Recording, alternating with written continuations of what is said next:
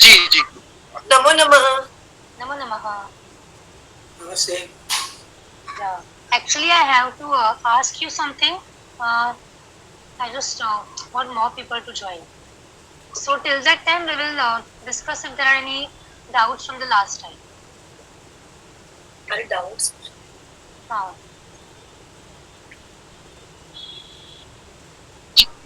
Ma'am, one question is what to study first, Paniniya Shiksha और Paniniya grammar first, और any order? Paniniya Shiksha is better. You do that first. Okay Because that's the basic. But even if you do Paniniya Vyakaran, while you are doing the sutras or while you are studying the sutras, you automatically have to study some part of Shiksha also. Okay, by some part I mean the Ucharana Sthana. So those you have to study there also, because to apply certain rules of grammar, you have to know the Ucharana Sthana of the Varnas. Okay, so you anyway learn a little bit of Shiksha while doing the Vyakaran anyway. Okay, it's there in the explanation of the sutras. See, Paniniya Vyakaran has got sutras. Okay, here Paniniya Shiksha has got shlokas or karikas. So while explaining the sutras, they even mention some part of the phonetics wherever it is required. Okay Yeah. Anything else? Okay Okay. Someone else had also asked me a question on the group about the yamas. Okay, so the yamas are nasalized varnas. वो अनुनासिक वर्ण है, उनका उच्चार नाक से होता है, और वो सिर्फ क ख ग और घ, ये जो चार कॉन्सोनेंट्स है, चार व्यंजन है, उनको ही एप्लीकेबल होता है, मतलब उन्हीं को आप यमक कहते हैं, उन्हीं को आप अनुनासिक बना सकते हैं। अनुनासिक बनाना यानी उनके ऊपर वो जो हाफ मून डॉट, अर्धचंद्र टिम्ब, अर्धचंद्र बिंदु जो भी है वो आप देते हैं, उनका उपयोग लौकिक संस्कृत में नहीं होता है, पर वैदिक संस्कृत में भी बहुत ही कम जगहों पर होता है। और कब होता है? जब विशिष्ट प्रकार की संधि आती है। संधि यानी जब दो वर्ण एकत्रित आने के बाद हम उनमें कुछ बदल करते हैं। तो एक संधि का नियम ऐसा है कि क ख ग घ ङ, इनको आप नेजल बनाए, इनको आप अनुनासिक बनाए। तो उसका उदाहरण मैंने आपको दिया था, जगमतुहु, ये शब्द मैंने आपको दिया था। जगमतुहु में there is one single g. In the original word जगमतुहु there is one single g, but optionally आप वहां पे संधि करके उसी गकार के तुरंत बाद एक एडिशनल अनुनासिक गकार ऐड कर सकते हैं। ये संधि का नियम है। तो पहला गकार जो है वो नॉर्मल गकार होगा, दूसरा गकार जो है वो अनुनासिक गकार होगा, और वो यम कहलाएगा। तो संधि के बाद ही यम आ सकते हैं, ओरिजिनली यम नहीं होते। ये समझ में आया? जी। Okay. I think there are 22 people here now. Okay, so the thing is, please ध्यान से सुनिए कि अगले सैटरडे से ना actually I have to attend a course which is compulsory for us. I'm actually doing PhD also, so I have to attend that workshop which is on every Saturday between 12 to 4:30. Okay, and unfortunately our class will also is going to be affected, so I'm giving you two choices. Okay, so be a little bit flexible. So from next Saturday onwards, either सुबह 11 to 12. Okay, first option is 11 to 12, and the second option is in the evening from 5 o'clock to 6 o'clock. Okay, 11 to 12 or 5 o'clock to 6 o'clock. Evening will Okay. be better, I think. 11 to 12. Evening line. Ma'am, 5 to 6. From 11 to 12. 5 to 6. Okay. Do one thing, just 11 to 12. don't tell me now because it's not going to work now. Just send a message on the WhatsApp group. Okay. All of you are there now on the group. Yes. Okay, so don't Ma'am, send I am any chat not box there in there. that group. Ma'am, Dr. Dolly Jain, I am not there in that group. So, Okay, what I'll do is I will add my number here. Okay. okay. In the Okay. chat box. So please drop me a message. Okay, ma'am. Thank you. आपका number तो है मेरे पास. Yeah. This is just for people who don't have. सीमा जी आपके पास भी है number, मेरे को add कर दीजिए. या प्लीज मुझे मैसेज करिए ओके मेरे नंबर पे because I had saved your numbers but they weren't showing on WhatsApp so I have to do this. Okay so आपको जो कोई भी समय अच्छा लगेगा वो आप मुझे ये करिए. अगर आपको दोनों सकते हैं if you are okay with both so tell that also. Okay, so this workshop suddenly popped up and I really can't help it, so I have to make certain adjustments. हाँ, but if at all अगर बीच में मुझे 1 घंटे का break मिल रहा है, then I can see. So maybe 1 to 2 अगर break होगा या फिर 2 से 3 या फिर ऐसा होगा, तो मैं देख लूंगी उस ब्रेक में. I can manage the class. Okay, I'll let you know as soon as I get the timetable of that workshop. Okay, but we'll have to do something about it. Okay. Madam या यम विषयी एक प्रश्न होता. त्या यम सांगण्याचं प्रयोजन काय आहे? भाषेमध्ये त्या प्रकारचे वर्ण आहेत हे सांगायचं. जे व्हॉट एव्हर पॉसिबल वर्णस are there in the language they have to tell in the shiksha. त्यांचा उपयोग या वैदिक मंत्रांच्या उच्चारात उपयोग होतो का? हो वैदिक संस्कृतामध्ये उपयोग होतो. तुम्ही इव्हन ळ वर्ण जो आहे ना, ळ वर्ण जो आहे तो सुद्धा काही स्पेसिफिक ठिकाणीच येतो आणि काही कारणांनीच येतो. इव्हन आपण सांगितलं की ळचा ळ होतो, जसं अग्निमिळेमध्ये होतो किंवा इळ धातूचा इडा होतो, ळचा ड पण होतो. पण ते वेगळं प्रकरण आहे. हे यमांचं वेगळं, ते दुष्पृष्टाचं उदाहरण आहे ना. हो हे प्रकरण वेगळं असलं तरी त्याचं कन्सेप्ट सेमच आहे ना. संधीचे नियम आहेत हे. संधीचे नियम म्हणजे काही वर्ण एकत्र आले की काहीतरी बदल होणे, ह्याला संधी म्हणतात. जर डकाराच्या पुढे पाठी स्वर आला की डकाराचा ळकार होतो. आणि जगमत हो सारख्या शब्दांमध्ये गकाराच्या पुढे विशिष्ट वर्ण आले की गकारा बरोबर आणखीन एक अनुनासिक गकार आपण तिकडे ऍड केलेला आहे. संधीचे नियम आहेत आणि संधी नियमामुळे जे बदल होतात किंवा जे ऍडिशनल वर्ण येतात जे ओरिजिनल वर्णमालेमध्ये नाहीत, ते सुद्धा त्यांना याच्यामध्ये त्यांना इन्क्लूड करावे लागतात. ओके, वो भी जो एडिशनल वर्ण है उनका भी समावेश करना पड़ता है. हमने उपधमानीय और जिह्वामूलीय ये वर्ण भी देखे थे ना, विसर्ग के स्थान पर आते हैं. विसर्ग के बाद यदि ककार या खकार आ जाए तो विसर्ग का जिह्वामूलीय होता है. जैसे दुख शब्द है तो दुख शब्द में विसर्ग जो है उसका उच्चार हम विसर्ग जैसा नहीं करते. See, even though we write it as a visarga, we don't pronounce it as a visarga. ना, visarga is pronounced as a. तो उसका उच्चार अलग है. यहाँ पे उच्चार का महत्व है, लिपि का महत्व नहीं है, उच्चार का महत्व है. आप लिखने में विसर्ग ही लिखते हैं. दिखाई देने में राम शब्द हो या फिर दुख शब्द हो, लिखने में आप विसर्ग लिखते हैं, बट उच्चार करने में अलग अलग उच्चार होता है. तो वो उच्चार का जो भेद है वो उनको दिखाना होता है. Okay, so some varnas are there originally and some varnas come as a result of sandhi.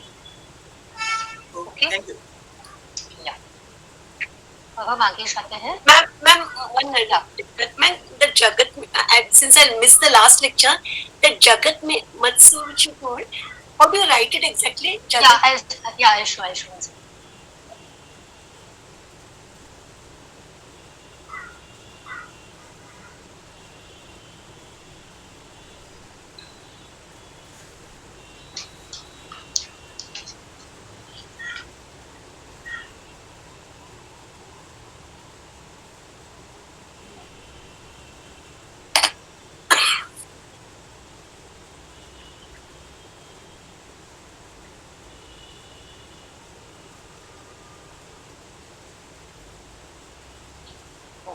The word is जगमतुः.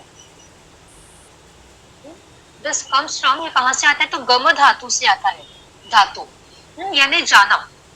जगमतुः जो है वो भूतकाल का रूप है उसके, परोक्ष भूतकाल का रूप है. If you know that term. No ma'am. तो बहुवचन है तो जगमतुः होता है. प्रथम पुरुष बहुवचन या फिर थर्ड पर्सन प्लूरल, उसमें जगमतुः होता है. लौकिक संस्कृत में आप यही का उपयोग करते हैं, जगमतुः.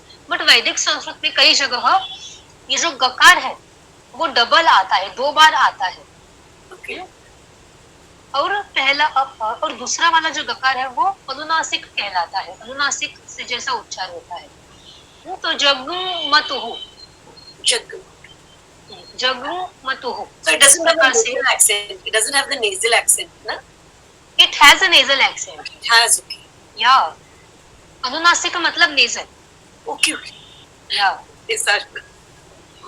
Thank you, ma'am. वैसे अनुनासिक जो है ना, वंशे का अनुनासिक और नासिक, इसमें थोड़ा सा फर्क है. Yes. नासिक यानी नेजल होता है एक्चुअली, प्योरली नेजल, सिर्फ नाक से, आप मुख खोलेंगे ही नहीं. जगमतुः का उच्चारण करते समय आप मुख भी खोलते हैं, नाक का भी प्रयोग करते हैं. जैसे अनुनासिक वर्ण है, म है, ङ है या फिर य है, ये सारे अनुनासिक वर्ण है. ये 5 अनुनासिक वर्ण है. अनुनासिक, अनु यानी अलोंग विथ नासिका. तो नासिका के साथ साथ मुख का भी उपयोग होता है, पर नासिका यानी सिर्फ नाक का उपयोग होता है. तो ऐसे वर्ण कौन से है? तो अनुस्वार है. तो अनुस्वार is purely nasal. You don't use your mouth, you only use your nose. Singh, तो सिंह जो अनुस्वार है उसका उच्चार नाक से होना चाहिए, सिर्फ नाक से. All right. Thank you, ma'am. Yeah. Anything else?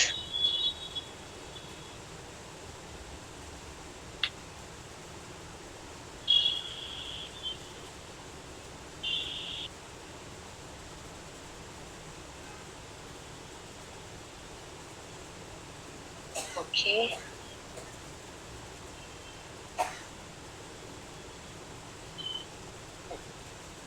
Okay. आगे जाते हैं. लास्ट टाइम हमने क्या किया था? सारे वर्ण देखे थे, राइट?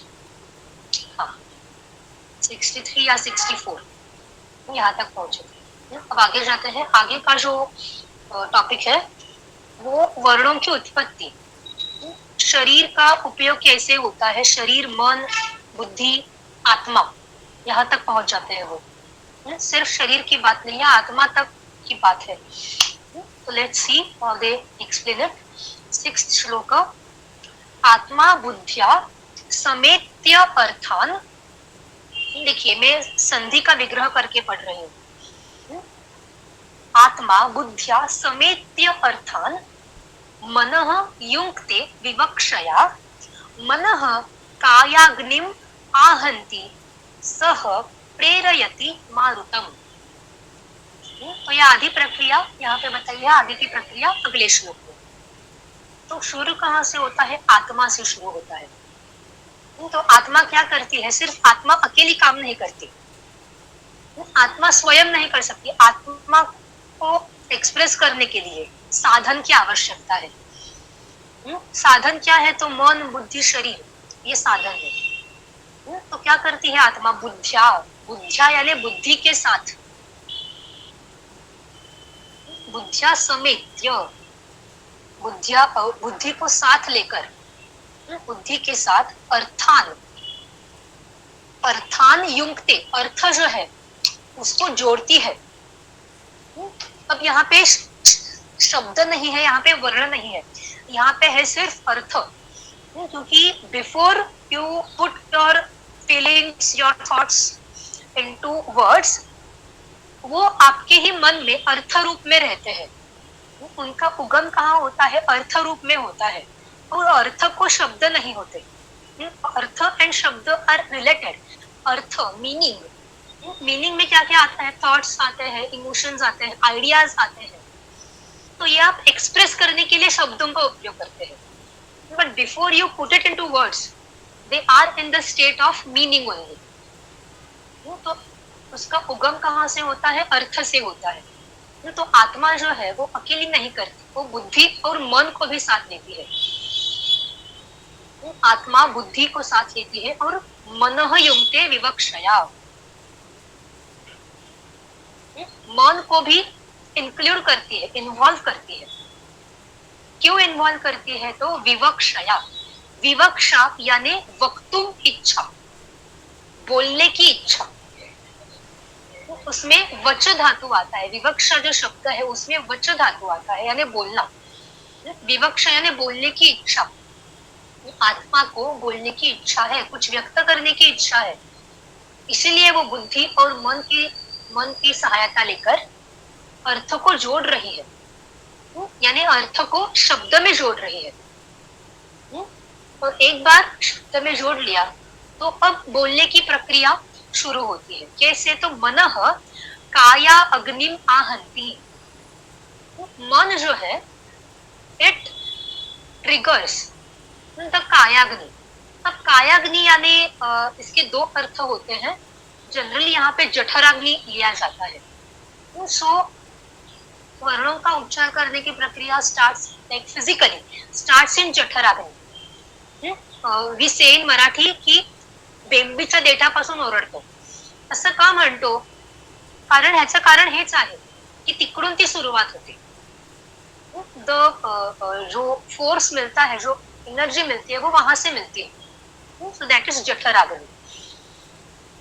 और मनः कायाग्नि आहंति, इसका दूसरा अर्थ ये भी हो सकता है कि मन जो है वो काया यानी शरीर को प्रेरित करता है, शरीर की जो अग्नि है उसको प्रेरित करता है। अग्नि यानी it propels the body to action, ऐसा इसका अर्थ है। ओके, कायाग्नि आहंति propels the body into action, it gives the signals कि अभी शरीर को शब्द निर्माण करने हैं। फिर क्या होता है, सह किरयति मारुतम, ये जो कायाग्नि है वो किसको प्रेरित करती है, मारुतम, मारुत यानी वायु। सी व्हेनेवर वी स्पीक, आप जब भी वर्णों का उच्चार करते हैं तब आपके मुख से वायु बाहर आता है। See if you want you can hold a palm of your hand before your mouth, और कोई भी शब्द या फिर कोई भी वाक्य बोल के देखिए, आपके हाथ पे यू कैन फील दैट वायु। ओके, सो वो जो वायु है वो प्रेरित हो जाती है, ये वो निर्माण हो जाती है। और ये जो वायु है वो कहाँ से निर्माण होती है, तो लंग्स जो है हमारे, फेफड़े कहते हैं, मराठी में फुफ्फुस कहते हैं। तो मारुत, अगला श्लोक देखिए, ये जो श्लोक है वो थोड़े से कंटिन्यूएशन में है। So we started with Atma. Atma took the help of Buddhi and Mano and started joining the words or joining the ideas into words. बोलने की इच्छा से मन ने शरीर को उत्साहित किया, प्रेरित किया, और शरीर ने मारुतम यानी वायु को प्रेरित किया। अब जो वायु है मारुत है, अगले श्लोक में देखिए, मारुतः तो उरसी चरण मंद्रम जनयति स्वरम प्रातः समनयोगम तम छंदः गायत्रम आश्रितम। तो मारुत जो है वो क्या करता है, उरसी चरण, उरस यानी लंग्स, वहां से उत्पन्न होके अथवा वहां से होके मंद्रम जनयति स्वरम। ओके, अब यहाँ पे मंद्रम जनयति स्वरम देखने से पहले यहाँ पे उन्होंने जो प्रक्रिया है वो एक्चुअली यहीं पर खत्म होती है, प्रेरयति मारुतम पे खत्म होती है प्रक्रिया। तो आगे उन्होंने जो कहा है मंद्रम जनयति स्वरम में, तो उन्होंने स्वर जो है और वर्ण जो है उनके 3 प्रकार बताए गए हैं। मंद्र, यहाँ पे देखिए मंद्र है, आगे के श्लोक में देखिए मध्यम है और तार है। मंद्र, मध्यम और तार, लो मीडियम और हाई। तो यहाँ पे पिच की बात हो रही है, तो सिर्फ वर्णों का उच्चार नहीं बल्कि पिच का भी उन्होंने यहाँ पे ये किया है, समावेश किया है।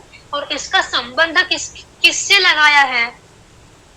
तो यज्ञ से लगाया है, किसी विधि से लगाया है। ओके, तो सवन योग देखिए, प्रातः सवन योग, तो सवन जो है वो दिन में 3 बार होता है। सवन जो है वो एक विशिष्ट प्रकार की विधि है, सोमयाग जैसा, जिसमें सोमरस का उपयोग किया जाता है। और ये भी उन्होंने उदाहरण के लिए दिया है। तो सवन योग जो है, सवन की जो विधि है उसमें मंत्र कहे जाते हैं। और वो मंत्र, जस्ट कीप दिस, अभी जो हमने कहा वो थोड़ा सा बाजू में रखिए, सवन की बात करते हैं, then we will connect both of the things. तो सवन का जो विधि है उसमें मंत्रों का उच्चार होता है। तो और मंत्रों का उच्चार दिन में 3 बार होता है, एक प्रातः काल में सुबह, दूसरा दोपहर में और तीसरा सायंकाल में। तो ऐसे 3 बार उसके विधि के मंत्रों का जाप हो जाता है। तो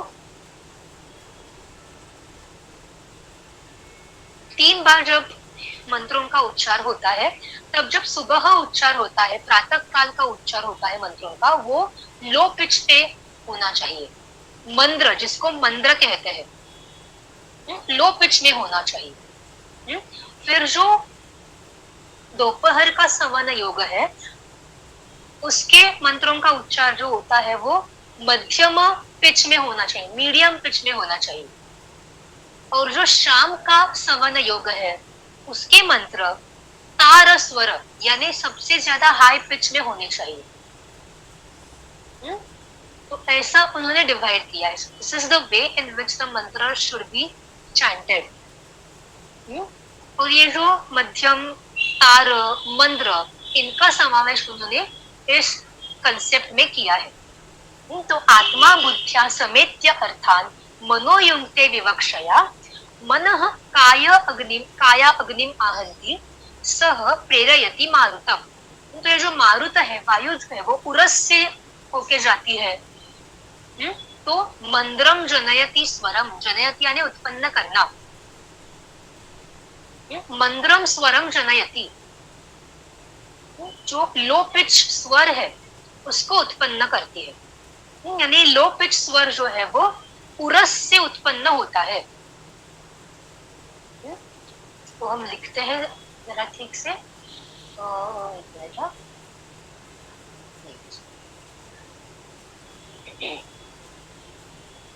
तो एक उन्होंने क्या कहा था, उरस, जब जो वायु है वो उरस से जाती है तो क्या होता है,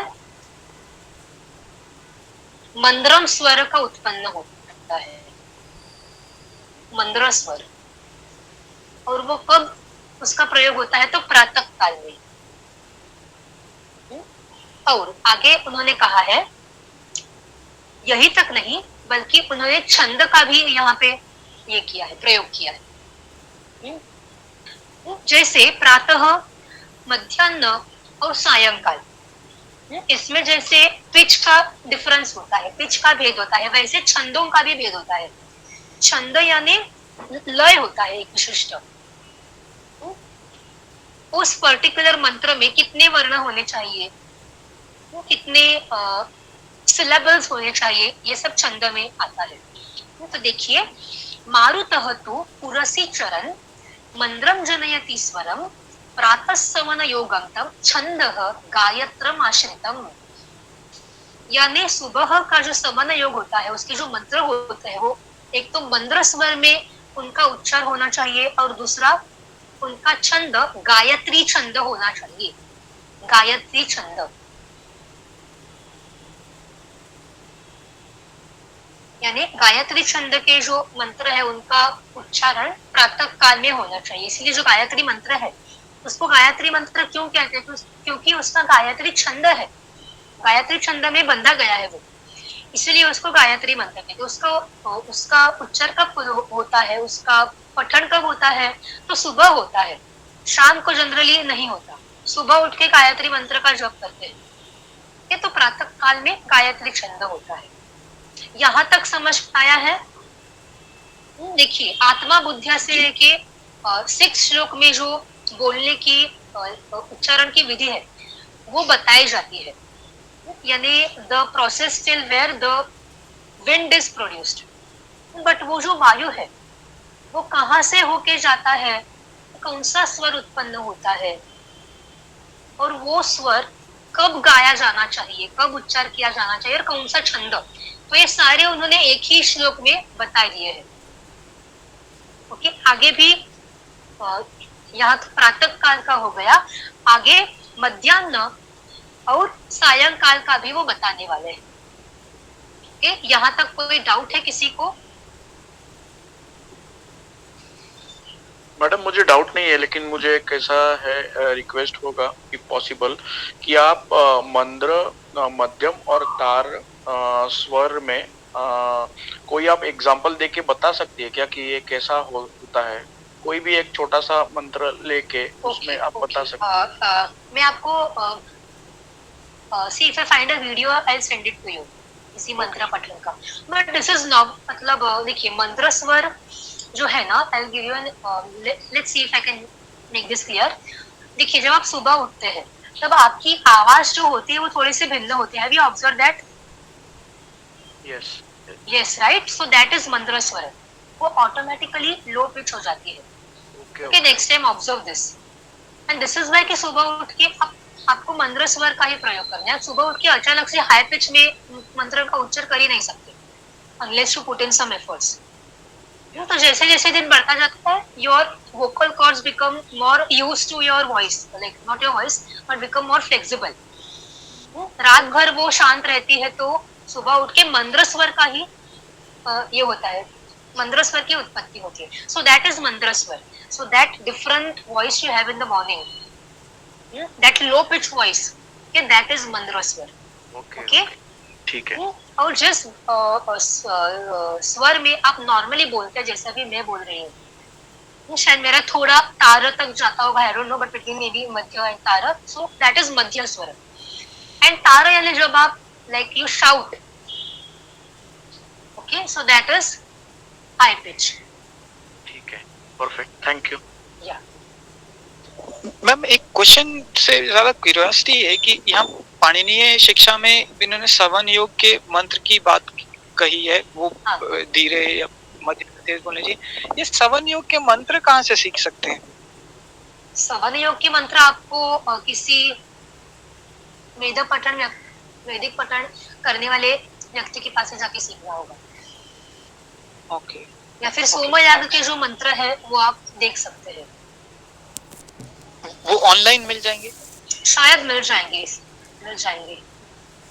okay, thanks. You can see the मंत्रस, but वो कैसे उच्चार करते हैं इसके लिए आपको सुनना ही होगा, राइट? ये सवन योग जो है that is just an example. Okay, ऐसे बहुत सारे विधि है, बहुत सारे मंत्र है, बट एक जनरलाइज किया है कि सुबह मंत्र स्वर और गायत्री छंद के मंत्र बोलने चाहिए। हाँ, व्हाट आर यू सेइंग? जी, आपके पास कोई सोमयाग का वीडियो होगा मंत्रों का? Yes, I will check it. Sure, thanks. या ओके, बस आगे जाके छंदों की भी थोड़ी सी बात करेंगे हम, बल्कि थोड़ा कंप्लीट करते हैं। ओके, अब आगे देखिए, अब ये जो है वो वायु उरस से होके आती है और मंत्र स्वर की उत्पत्ति करती है। फिर कंठे, अगला श्लोक, कंठे माध्यम दिन युगम मध्यमम त्रैष्टुभानुगम तारम तारतीय समनम शीर्षण्यम जागतानुगम।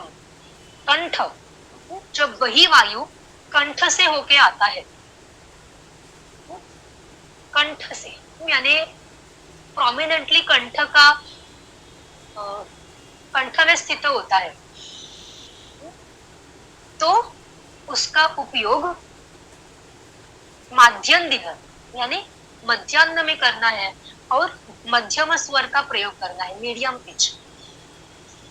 जैसे लिखिए कंठ, उससे मध्यम स्वर उत्पन्न होता है, माध्यम दिन अथवा मध्याह्न।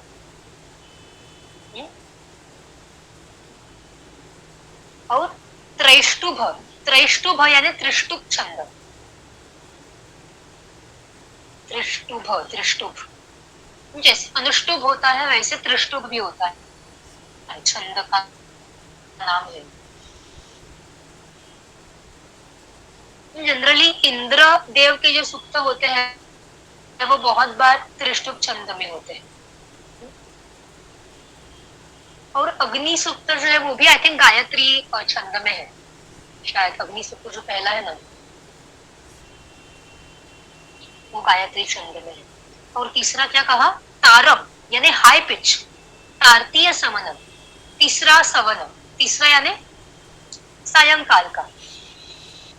शीर्षण्यम जगत जागत अनुगम, तार यानी हाई पिच, यहाँ पे लिखते हैं तार, वो किससे होता है, शीर्षण्य।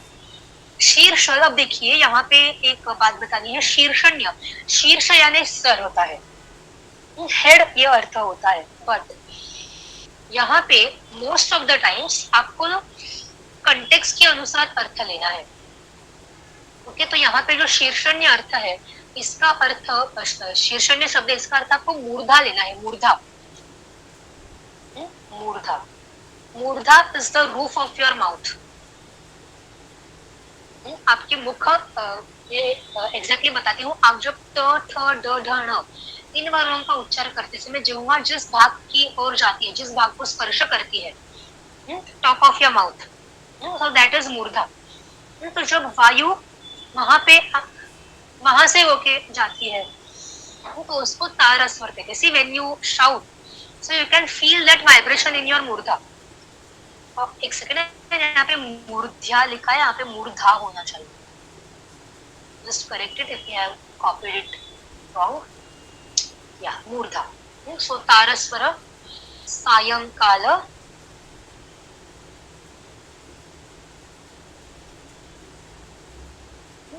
यहाँ पर मैंने क्या कहा, जगती छंद, जागत यानी जगती छंद।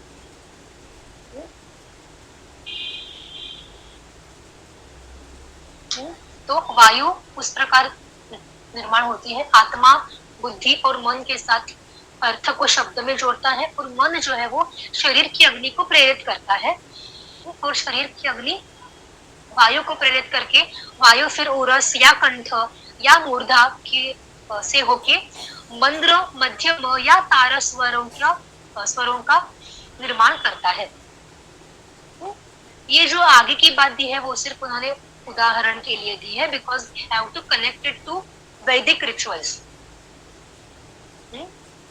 इसका डायरेक्ट संबंध वेदों से लगाना है। दिस इज नॉट अबाउट लौकिक, लौकिक का भी समावेश है, but it is mainly about वैदिक। उनको हर बात में वैदिक मंत्रों से ही उनको संबंध लगाना हो, इसलिए उन्होंने ये सब दिया है। Okay, now let's talk about Gayatri, Trishtup and Jagati chhand. तो ये जो छंद होते हैं उनका एक विशिष्ट ये होता है, नियम होते हैं उनके, कि प्रत्येक देखिए सिलेबल, सिलेबल यानी I just give an example,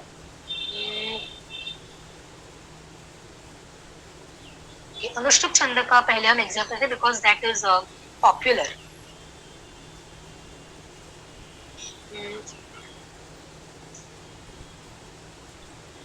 Okay, we'll just take a verse from Rama Raksha. Charitam Raghunathasya Shatakoti Pravistaram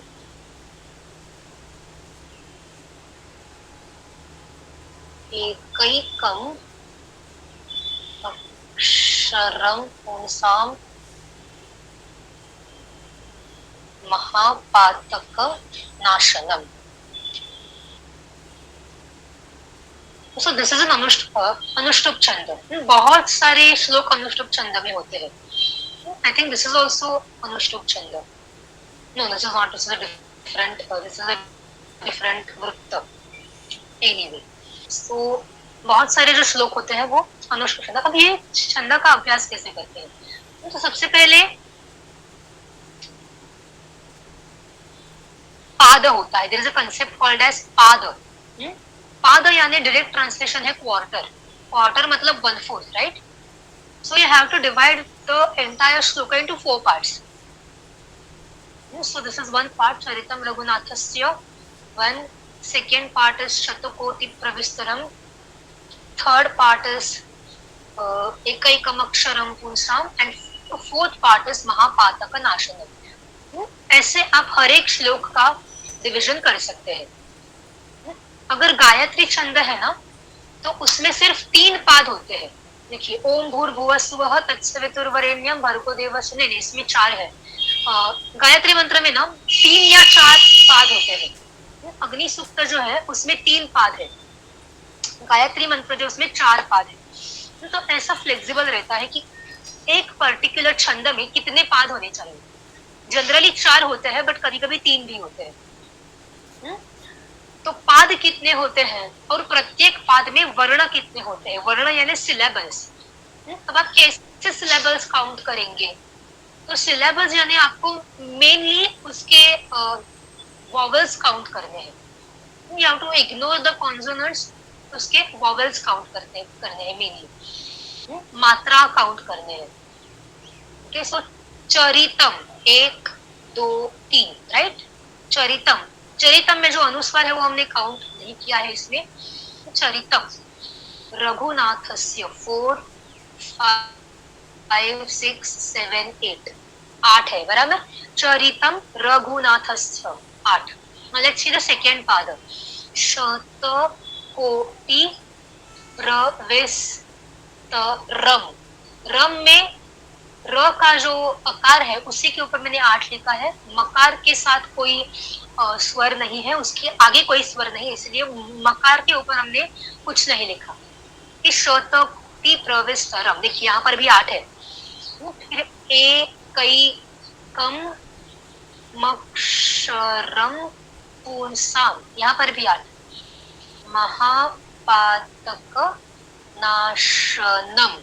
यहाँ पर भी 8. सो ये जो अनुष्टुप छंद है उसमें 4 पाद है. और प्रत्येक पाद में 8 सिलेबल्स है. So total 4 into 8 32 syllables. तो प्रत्येक छंद का कितने पाद होने चाहिए, प्रत्येक पाद में कितने सिलेबल्स होने चाहिए और टोटल कितने सिलेबल्स. ऐसे नियम छंदों के होते हैं. ओके, तो गायत्री छंद का गायत्री छंद है. उसमें 3 पाद होते हैं जनरली. इसमें प्रत्येक में 8 सिलेबल्स होते हैं.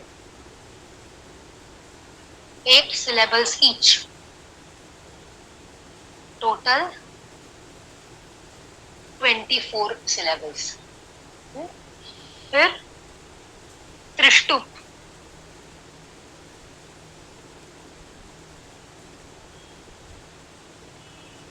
त्रिष्टुप में 4 पाद होते हैं.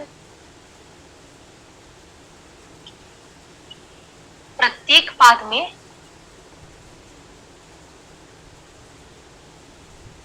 11 सिलेबल्स होते हैं. सिलेबल्स ईच मतलब ईच पाद. Total 44 syllables. जगती में भी 4 पाद होते हैं. प्रत्येक पाद में 12 सिलेबल्स.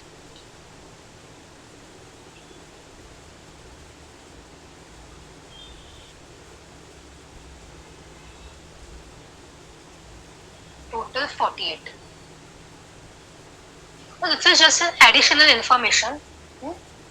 इसका अलग से एक वेदांग है छंद नाम का, यहाँ बस उन्होंने रेफर किया है इसको।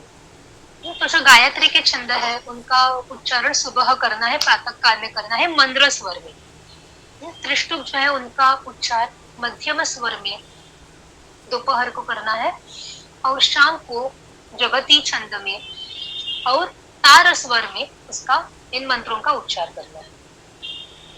ओके, सिर्फ 3 छंद नहीं, ऐसे बहुत सारे छंद है वेदों में। अनुष्टुप छंद भी है, विराट छंद भी है, पंक्ति छंद है, ऐसे बहुत सारे, बृहति छंद है, शक्वरी छंद है, तो ऐसे बहुत सारे हैं। तो उनके भी अलग अलग नियम, बट एक जनरल नियम उन्होंने यहाँ पे दिया है। वी आर नॉट लर्निंग छंद शास्त्र, वी आर लर्निंग शिक्षा। तो उन्होंने वर्ण के उच्चारण की जो विधि है उसी के अंतर्गत ये सारे नियम एक ही कंसेप्ट के अंदर उन्होंने बताए। समझ में आया? We are seeing all this the context of varna uchcharan vidhi in the process of generating sound. Okay, and why are we generating? 4 part बोला था ना, अभी 3 पार्ट लिखा है इधर। नहीं, 3 या फिर कभी कभी 4 होते हैं एक्सेप्शनली। ये एक जनरल नियम है, देखिए ये एक जनरल नियम है। कभी कभी ये जो मैंने 8 सिलेबल रीच लिखा है ना, कभी कभी ऐसा भी होता है कि एक पाद में, देखिए फॉर एग्जांपल गायत्री छंद में 3 पाद जो है उसमें एक पाद में 7 सिलेबल्स हो या फिर एक पाद में 9 सिलेबल्स हो, ऐसा भी होता है। This is not water tight rule, mostly ये एप्लीकेबल होता है, बट कुछ में थोड़ा से नंबर्स हो जाते हैं, डिफर हो जाते हैं। Okay, so if you see what do you say, a Vedic mantra in a particular छंद, then don't be confused कि एक कम है इसमें तो ये गायत्री छंद नहीं है। तो ऐसा नहीं है, वो गायत्री छंद ही है, बट डिफरेंट है थोड़ा सा।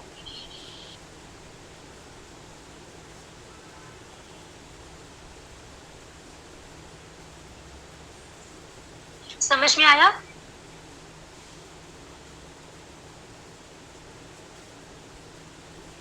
जी मैम, या हेलो मैडम। हाँ, आपने गायत्री छंद जो पहले लिखवाया था ना, उसमें टोटल 28 स्वर लिखवाए थे एग्जाम्पल में। कब? 28 लिखवाए थे। ओके ओके, वो मैंने इसमें लिखा होगा, गायत्री मंत्र को लेके लिखा होगा। हाँ, गायत्री छंद में लिखा है। हाँ, गायत्री के जो नियम है उसमें 24 ही है। अच्छा, नियम में 24। ये इधर तो 28 कैसे गिनने का है? कहाँ पे? आपने जो अगर छंदस जो हमने पढ़े थे ना आगे फर्स्ट लेक्चर में, हाँ, मंत्र में अपने टोटल पहले में 5 वर्ण थे, बाद में 12 और बाकी 2 में 16 टोटल, ऐसे करके 28 थे।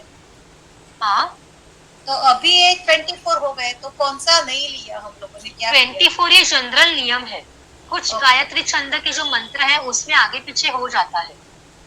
अच्छा, तो ये जो गायत्री मंत्र जो हमने लिखा है ओम भूर्भुवस्सुः वाला ही तक ही लिखा है, बाकी आगे भी है। हाँ, तो आगे जो है वो उस, देखिए ओम भूर्भुवस्सुः तत्सवितुर्वरेण्यं भर्गो देवस्य धीमहि धियो यो न प्रचोदयात्, इसमें से एक मंत्र कंप्लीट हुआ, उसके आगे जो होगा वहां पे दूसरा मंत्र स्टार्ट होने वाला है। ओके, जैसे यहाँ पे देखिए मैंने जो राम रक्षा का दिया है, चरितम रघुनाथस्य शतकोटि प्रविस्तरम् एकैकम् अक्षरं पुंसां महापातकम्, ये एक श्लोक है, इसके आगे भी श्लोक होते हैं, तो उनके आगे आने वाले श्लोकों का एडिशन आप इसमें नहीं कर सकते। ओके, तो वैसे गायत्री मंत्र के बाद जो आएंगे मंत्र, उनके वर्ण हम गायत्री मंत्र में ऐड नहीं कर सकते, वो डिफरेंट होगा, वो आपको अलग से उस मंत्र का अलग से कैलकुलेशन करना होगा। ओके, वो आएंगे आगे। सूक्त अगर होंगे तो सूक्त में एक एक रुचा होती है ना, श्लोक होते हैं सेपरेट, तो एक श्लोक में आप ये कैलकुलेट करते हैं, एक श्लोक में 3 पाद, एक श्लोक में 4 पाद, ऐसा हो, ऐसे कैलकुलेट करना है। ओके,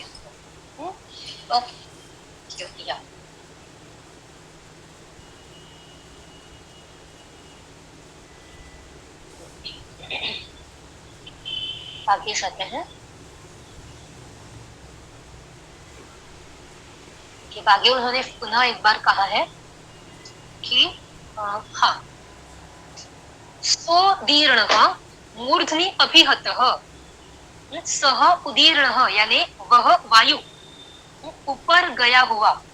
देखिए वायु ऊपर जाता है जब हम वर्णों का उच्चार करते हैं तब, तो वो वायु क्या करता है, मूर्धनि अभिहत। अब यहाँ पे मूर्धा जो है उसका कंटेक्स्ट थोड़ा सा भिन्न है।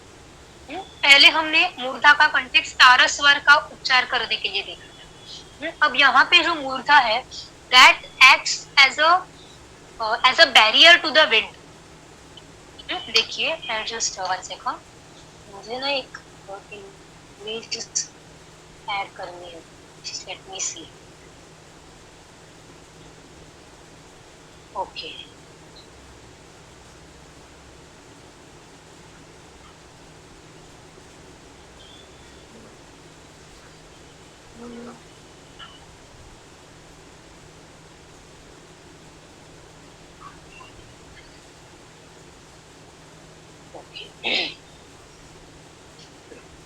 तो यहाँ से जो वायु आती है उनसे का enlarge it।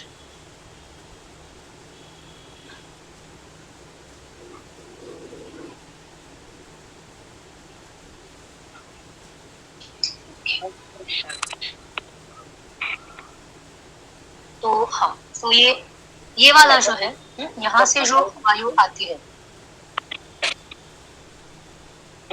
यहाँ से, तो वो वायु, ये जो है वो मूर्धा है। हाँ, ये पार्ट जो है वो मूर्धा है। उन्होंने दांत काट लिया, right, this part is murdha. So this acts like a barrier, मतलब वायु ऊपर आती है और ऊपर आके यहाँ पे रुक जाती है and then it comes out of the mouth. So that is why they are saying सह मूर्धनि अभिहतः। अभिहतः यानी वहाँ पे अटैक करना, वहाँ पे मारना यानी वहाँ पे आके रुक जाता है, वहाँ पे जाके टच करके फिर वक्त्रम आपद्य मारुतः, वक्त्र की ओर पहुंच जाता है। ओके, सो ये जो वायु निर्माण हुई है वो इस मूर्धा जो है यहाँ की ओर आता है और यहाँ से वक्त्रम आपद्य, ये जो है वो वक्त्र है, माउथ है, यहाँ से बाहर जाता है। वक्त्रम आपद्य वर्णान जनयते, वर्णों का निर्माण करता है। तो यहाँ पे उन्होंने प्रोसेस जो है वो कंप्लीट किया, ने मुख की ओर आकर वो प्रोसेस कंप्लीट होती है और मुख के बाहर जाकर वर्ण का उच्चार होता है। सह उदीर्णः, जो ऊपर वाले श्लोक में जहाँ पे मारुत की उत्पत्ति यहाँ तक पहुंचा था, तो मारुत या तो उरस से होके मंद्र स्वर की उत्पत्ति होती है, कंठ से होके मध्यम स्वर की उत्पत्ति और मूर्धा से तार स्वर की उत्पत्ति, ऐसा हमने देखा था। फिर अल्टीमेटली क्या हो जाता है, वो वायु मूर्धा, ये जो लिमिट है, अपर लिमिट जो है, वहां से जाके फिर वक्त्रम आपद्य मुख में आती है, मुख से वर्णान जनयते, वर्णों का निर्माण करती है। यहाँ तक समझ में आया? आगे का डिफरेंट टॉपिक बताया है। एक स्लाइड में बराबर मीनिंग बताइए ना। एक बराबर एक में मैं अगर बोलने गई तो बहुत बड़ा होगा। सो देखिए मैं एक्सप्लेन करती हूँ। आत्मा, देखिए शुरू कहाँ से होता है, आत्मा से होता है। आत्मा क्या करती है, बुद्धि की सहायता लेती है, बुद्धि और मन की सहायता। ये दोनों क्या करती है, अर्थ को एकत्रित करती है, अर्थ टू शब्द, विवक्षा के कारण, बोलने की इच्छा के कारण। फिर मन क्या करता है, कायाग्नि को प्रेरित करता है। कायाग्नि क्या करती है, मारुत यानी वायु को प्रेरित करती है। फिर ये वायु या तो उरस या तो कंठ, देखिए it has to pass through कंठ, उरस एंड और मूर्धा एनीवे। ओके, बट किस पे ज्यादा फोकस रहेगा ये हमारे ऊपर है। मंद्र स्वर की उत्पत्ति, मध्यम स्वर की या तार स्वर की। चलिए, मंद्र, मध्यम, तार। तो ये यहाँ से होके फिर अल्टीमेटली कहाँ जाता है? मूर्धा। मूर्धा इज द, मूर्धा से टकरा के फिर मुख, मुख यानी वक्त्र। यहाँ पे वक्त्र शब्द का प्रयोग किया है और इससे वर्णों की उत्पत्ति होती है। यहाँ पे प्रोसेस कंप्लीट हो गई। समझ में आया? अभी समझ में आया। तो ये डायग्राम की बराबर समझ। या मैम एक क्वेश्चन है। हाँ, जैसे हम लोगों ने क्या बोलते हैं 3 भागों में डिवाइड करा है, जैसे उरस, कंठ और मूर्धा में, और स्वर, मंद्र, मध्यम, तार में। फिर हम लोगों ने एग्जांपल दिए हैं 3 छंद के, राइट? बट छंद इनसे ज्यादा भी होते हैं, तो उन छंदों में कुछ ऐसा डिवीजन नहीं है क्या कि उरस, कंठ या मूर्धा का डिवीजन नहीं है? डिपेंड्स। देखिए, अब यहाँ पर उन्होंने hard and fast rule in 3 ही छंदों को दिया है, बट यही रूल बाकी के छंदों को नहीं लग सकता। And it depends. ऐसा नहीं, इतना हार्ड एंड फास्ट नियम नहीं लग सकता। ये इन जनरल रूल दिया है, उसके एक्सेप्शंस भी होते हैं। ओके, तो छंद वाला पेज वापस जरा फोकस कीजिए ना, इसके पहले। ये हो गया सबका लिख के? हाँ, ये हो गया है। पिक्चर भी अच्छा है, लेकिन पिक्चर तो we can not. Yes, and the picture, क्योंकि इस पिक्चर में तो इंग्लिश में नाम दिए हैं उन्होंने, and we are not going to read all of the names. ये ऊपर वाला श्लोक जो है वो अनुष्टुप का है, वो सबको पता है वो श्लोक, इसलिए मैंने वो दिया है। और अनुष्टुप ये नाम भी आपने सुना होगा। ऐसा है मैम कि ये जो छंद है, अनुष्टुप समझो छंद है, it should be in the only और it should be in the madhyam only, ऐसा कुछ है क्या? Why we have given? हाँ, ऐसा तो है। देखिए, त्रिष्टुप, जगती और गायत्री, इनके लिए तो नियम है, बाकी के छंदों के लिए भी नियम है, अलग अलग नियम है। तो मतलब कि यहाँ पर मैंने सिर्फ एग्जाम्पल दिया है, एग्जाम्पल के लिए ये दिया है। यस, देन गायत्री सपोज आपने बताया कि मॉर्निंग में बोला जाता है, राइट? हाँ, तो और मतलब कि वो मंत्र में बोला जाना चाहिए, बराबर? यस। हाँ, तो वैसे तिष्ठुम वो आफ्टरनून में बोला जाना चाहिए। Is it like that?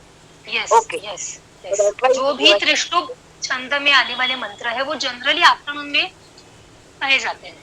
अच्छा, तो मतलब वो मध्यम स्वर में होने चाहिए। हाँ, मध्यम स्वर में होने चाहिए। और वो जगती ना बोले, हाँ जगती, वो ऊंचे स्वर में बोलना चाहिए। हाँ, ऊंचे स्वर में बोलना चाहिए। तब ये आपने एग्जांपल दिया, उसका पर्पस ये है, ऐसा आप बता? नहीं, एग्जाम्पल मैंने सिर्फ इसीलिए दिया। कौन सा एग्जाम्पल? ये जो श्लोक मैंने दिया है वो सिर्फ काउंट कैसे करने हैं, सिलेबस कैसे काउंट करते हैं, पाद कैसे डिवाइड करते हैं, इसके लिए दिया है। नहीं, ये गायत्री, त्रिष्टुम और जगती का उन्होंने, हाँ, they have connected it to the Vedic mantra. That's what their intention is. Okay, चरितम, ओके, ठीक है मैम, थैंक यू। और श्लोक एक बार जरूर लिख लीजिए। कौन सा? चरितम वाला। क्या करूं? नहीं, हम लिख रहे। हाँ, लिखिए। अनुष्टुप छंद तो बहुत बार आता है, तो बहुत सारे श्लोक है, लिख दीजिए। आधी राम रक्षा अनुष्टुप छंद में। ओके।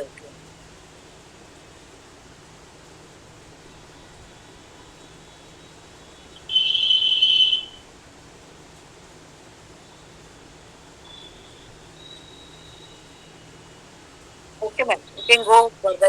Everybody has. बाकियों का हो गया लिख के?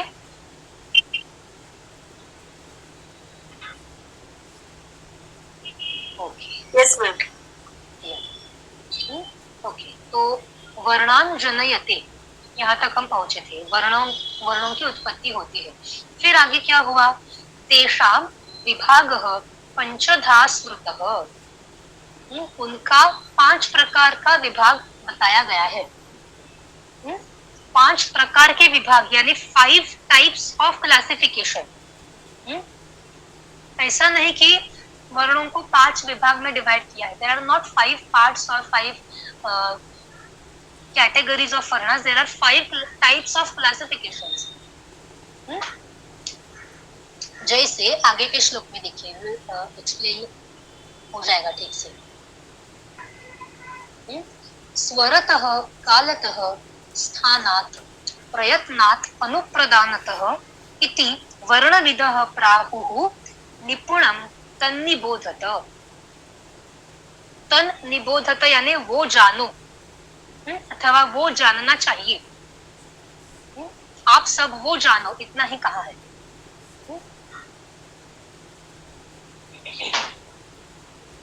इति वर्णविदः प्राहुः, और ये जो दूसरी लाइन है ना, उसका ज्यादा कोई कंट्रीब्यूशन नहीं है, वो बस ऐसे ही लिखिए कि वर्णविद यानी वर्णों को जानने वाले जो होते हैं वो इस प्रकार के कैटेगराइजेशंस बताते हैं। तो कैसे कैटेगराइजेशंस, पहला कैटेगराइजेशन किसके अनुसार है, तो स्वर के अनुसार। स्वरतः कालतः स्थानात्,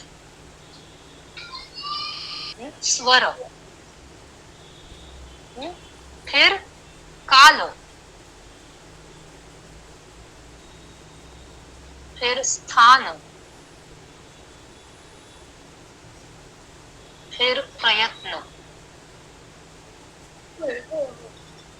और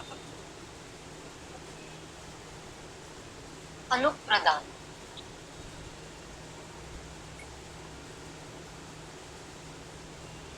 स्वर यानी एक्सेंट, इंग्लिश में कहेंगे तो एक्सेंट कहते हैं। स्वर और काल जो है वो they are specifically connected to vowels. Accent, accent यानी उस स्वर को, उस अच को, उस वॉवेल को कितने आप फोर्स से उच्चार करते हैं। देखिए, वैसे देखा जाए तो स्वरों का उच्चार कैसे करना होता है वो सिर्फ वैदिक पठन जो करते हैं उनको पता है। तो अगर आपने देखा होगा ऐसे ऊपर और नीचे मार्किंग्स रहते हैं, वो तो ये जो उदात्त, अनुदात्त और स्वरित, ये 3 प्रकार के स्वर होते हैं। कोई भी वॉवेल जो है वो उन तीनों में आ सकता है। देखिए, सॉरी, ये हम देखने वाले हैं आगे जाके थोड़ा सा। उदाहरणार्थ पठति, ये एक शब्द है। तो इन स्वरों के भी नियम होते हैं कि कौन सा स्वर उदात्त होना चाहिए, कौन सा अनुदात्त होना चाहिए, कौन सा स्वरित होना चाहिए। तो ये जो नीचे अंडरलाइन जैसी साइन है वो अनुदात्त के लिए, अनुदात्त। देखिए, udatta anudatta svarita is not low pitch, medium pitch and high pitch, that is mandra, madhyam and तार। ये बहुत भिन्न है। तो इसके भी नियम होते हैं। इन स्वरों के नियम लौकिक भाषा में नहीं मिलते, वो सिर्फ वैदिक भाषा में मिलते हैं। और उनका उच्चार करना भी थोड़ा सा डिफिकल्ट होता है, because we are not used to it. बहुत प्रैक्टिस करके उनका उच्चार मिल सकता है। तो जो सिर्फ वैदिक पठन करते हैं, इतने सालों से अभ्यास कर रहे हैं, उन्हीं को इनका उच्चार आता है। और इनका उच्चार करते समय वहां पर हैंड मूवमेंट्स का भी प्रयोग करते हैं। उदात्त है तो ऊपर लेंगे, अनुदात्त है तो नीचे लेंगे हाथ को। हैंड मूवमेंट से भी दे इंडिकेट कि हम जो स्वर उच्चार कर रहे हैं वो उदात्त है कि अनुदात्त है कि स्वरित है। सो स्वर is one kind of classification जिसमें आप वॉवेल्स को उदात्त या अनुदात्त या स्वरित, इन 3 स्वरों में क्लासिफाई करने वाले हैं। फिर अगला क्लासिफिकेशन आता है काल। काल यानी ड्यूरेशन, समय। तो इसमें सिंपल है, ह्रस्व, दीर्घ और प्लुत भी आता है। इसका सविस्तर अभ्यास हम करने वाले हैं।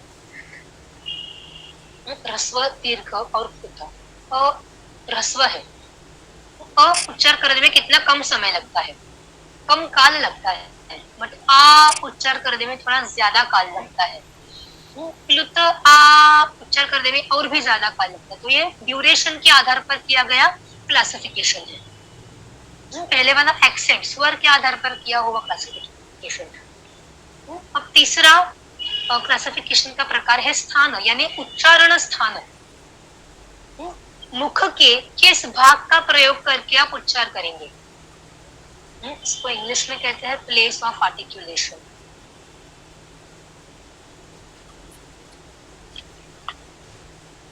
ओके, यानी आप दांतों का प्रयोग कर रहे हैं, आप मूर्धा का प्रयोग कर रहे हैं, आप होठों का प्रयोग कर रहे हैं, आप कंठ का प्रयोग कर रहे हैं, किस भाग का प्रयोग कर रहे हैं? सो that is place of articulation. Okay, देखिए वैसे तो आप पुरस का भी प्रयोग करते हैं, मूर्धा का भी प्रयोग करते हैं, बिकॉज मूर्धा को टकरा के ही वायु मुख से बाहर निकली। But place of articulation specifically that part in your mouth which creates friction, जहां पे जो आपके भाग है वो एक दूसरे का स्पर्श करके वर्णों की उत्पत्ति होती है। उदाहरणार्थ त, थ, द, ध, न, ये जो वर्ण है उनका उच्चार करते समय आप जिह्वा को दांतों की ओर स्पर्श करते हैं, तो जिह्वा और दांत के बीच फ्रिक्शन निर्माण होके ही वर्णों की उत्पत्ति होती है। सो जिस भाग में वो फ्रिक्शन क्रिएट होता है that is the place of articulation. तो ये जो स्थान है, तो स्थान के आधार पर किया गया क्लासिफिकेशन। तो अब आगे आने वाले श्लोक में वो स्थान भी देने वाले हैं, तो वो हम तब देख लेंगे। प्रयत्न और अनुप्रदान, ये दो जो है, इन दोनों को इंग्लिश में मैनर ऑफ आर्टिकुलेशन कहते हैं।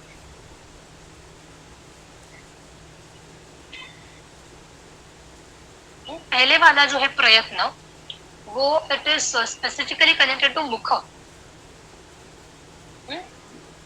And anupradan is outside the mukh, outside या फिर apart from mukh, let's call it apart from, यानी it is connected to vocal cords और लंग्स और whichever other parts are there apart from your mouth. सो ये जो places of articulation है, यानी जिह्वा है, दांत है, होठ है, तो उनका किस प्रकार आप उपयोग कर रहे हैं, दैट कम्स इन प्रयत्न। फिर अनुप्रदान में क्या आता है कि वोकल कॉर्ड्स कैसे, कितने कम वाइब्रेट होते हैं, कितने ज्यादा वाइब्रेट होते हैं, ये सब अनुप्रदान में आता है। So these are the different types of basis on which the वर्णास आर बीइंग क्लासिफाइड।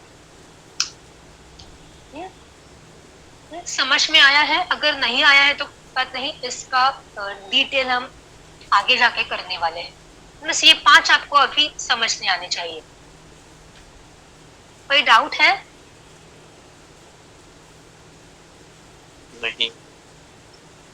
तो अगला जो श्लोक है, अब यहाँ पे रुकते हैं। अगला जो श्लोक है वो उदात्त, अनुदात्त और स्वरित, इसके ऊपर है, यानी स्वरतः भेद और कालतः भेद, ये दो हमारे अगले श्लोक में हम कवर कर देंगे।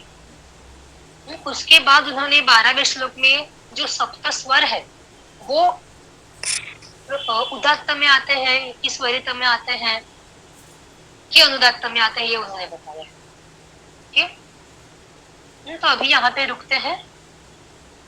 आप व्हाट्सएप पे एक बार प्लीज बताइए कि आपको 11 to 12 की 5 to 6 कि दोनों, अगर दोनों है तो दोनों बताइए। ये जो वर्कशॉप है वो अचानक आया है, even I can't help it. अगर पता तो मैं पहले से ही ऐसा टाइमिंग रखती, बट अभी हमें चेंज करना पड़ रहा है। Okay, so please try and adjust. Timing जो चेंज होगा will be for the rest of the course और it is for few days only? देखिए मेरा जो कोर्स है वो 20 अगस्त तक है, एंड 20 अगस्त को just check, it's almost all of our like the entire course ही होगा।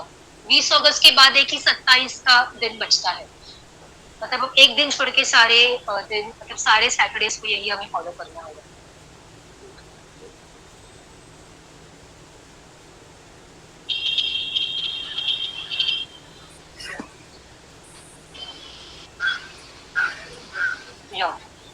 So if we this time time, so please try to adjust on that time. Okay. Okay. Hmm? Okay. recording भेज सकते हैं. Sorry. Suppose वो time दोनों time नहीं जमता है तो रिकॉर्डिंग भेज सकते हैं. I'll see to it. I'll ask sir and I'll tell you. Because that can be easily available. आप जरा can you speak a little louder? मुझे सुनाई नहीं दे रहा है. But I say that if we receive the recording, it will be convenient because suppose all that both the times are not convenient. हाँ. Yeah, see, I will. I'll ask sir and see how to record in this Google Meet. No, the same standards are not first of all. Yeah. See, but as far as possible, please try to attend. And अगर वो workshop के बीच में मुझे 1 घंटा free मिल रहा है, so then I'll try to take your class in between that 1 hour. Okay, because वो generally 2 से 3 या फिर 1 से 2 that is मतलब थोड़ा ही आगे पीछे होने वाला है, right? Please keep an option of Sunday also in that case. Please keep Sorry? please keep an option of Sunday also. On Sundays, is everyone okay with Sunday? No. Saturday morning for no ma'am, मेरे से possible नहीं है. because day ही नहीं Yes, Saturday morning is also not possible for us. Sunday मेरा भवंस का class है पूरा दिन. We are working people. Okay, Please, Saturday morning right. not possible. Yeah, sure. Then mostly 5 to 6 ही रखेंगे. 5 to 6 Because is better than workshop का for me. मुझे time table नहीं आया है, क्योंकि बिकॉज तो मैं अभी कुछ नहीं कह सकती. जब वो आ जाएगा then I confirm. So I think 5 to 6 is okay for all. जिन्होंने 11 to 12 बताया है वो please adjust करें. Okay, I'll see if I can send you note or some explanations. Then everybody should put in the WhatsApp and then you decide majority. Yeah, that's what I'm going to do. Yeah. When you need, how can they write the choice?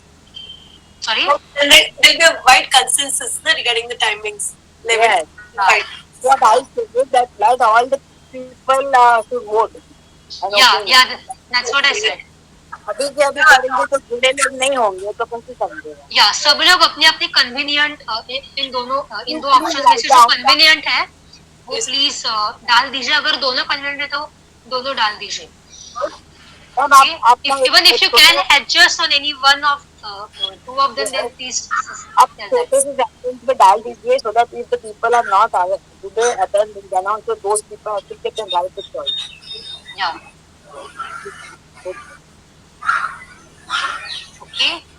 Okay. So we'll stop here. Thank you, ma'am. Welcome. Namo namo. Bye.